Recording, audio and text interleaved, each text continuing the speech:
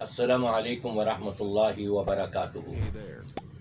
یہ ہماری خوش نصیبی ہے کہ جامعہ ستاریہ اسلامیہ کراچی میں فضیلت الشیخ حضرت العلام مفتی کفایت اللہ صاحب مدیر جامعۃ القرآن والحدیث پسرور ضلع سیالکوٹ حفظہ اللہ، آپ یہاں تشریف لائے ہوئے ہیں۔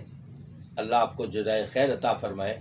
آپ کی خدمت میں ایک سوال ہے کہ حالات حاضرہ میں آپ ہمیں کیا کچھ نصیحت کریں گے تاکہ ہم صحیح طریقے سے راستے پہ صراط مستقیم پر گامزن ہو سکیں۔ بسم اللہ الرحمن الرحیم۔ میں نہایت شکر گزار ہوں، ممنون اور شاکر ہوں فاضل مدینہ یونیورسٹی فضیلت الشیخ حضرت العلام حضرت مولانا حافظ محمد انس مدنی صاحب حافظہ اللہ تعالیٰ کا، جنہوں نے جامعہ ستاریہ آمد پر ہمیں نہایت تکریم سے نوازا، ہماری عزت افزائی کی فرمائی۔ جہاں تک تعلق ہے حضرت مدنی صاحب کے سوال کا، تو ہر ملک، ہر ادارہ، ہر نظم کو چلانے کے لیے کوئی نہ کوئی دستور ہے، آئین ہے، قانون ہے۔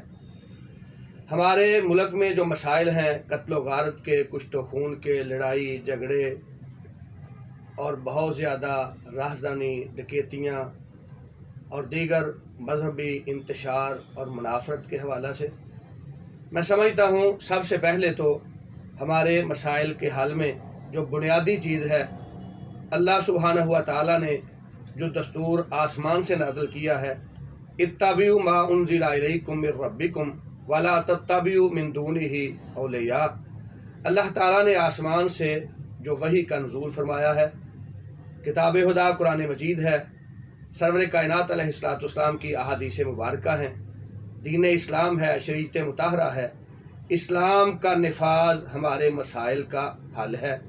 اور دوسرے نمبر پہ جو بھی ہمارا دستور ہے، قانون ہے، 1973 کا آئین ہے، اسلامی دفعات بھی اس میں شامل ہیں، امتناع قادیانیت کے حوالہ سے معاملات بھی اس میں شامل ہیں۔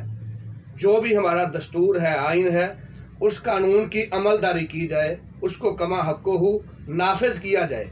جب قانون کی عمل داری ہوگی، انشاءاللہ ہمارے مسائل کا خاتمہ ہوگا۔ اور اس حوالہ سے سیرت نبوی ہمیں درس دیتی ہے۔ اللہ کے پیارے حبیب حضرت محمد مصطفیٰ صلی اللہ تعالی علیہ وآلہ وسلم کی بارگاہ میں جب سفارش کی گئی، بنو مخزوم کی عورت فاطمہ نامی کی حضرت اسامہ بن زید رضی اللہ عنہما سرور کائنات علیہ الصلوۃ والسلام کی خدمت اقدس میں آپ کی بارگاہ جلیلہ میں حاضر ہوئے، تو آپ نے ارشاد فرمایا تھا، لو ان فاطمہ بنت محمد سرقت لقطعت یدہا۔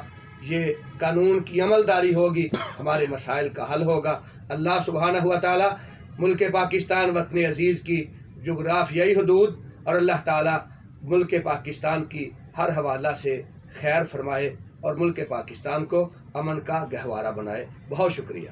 جزاکم اللہ خیرہ۔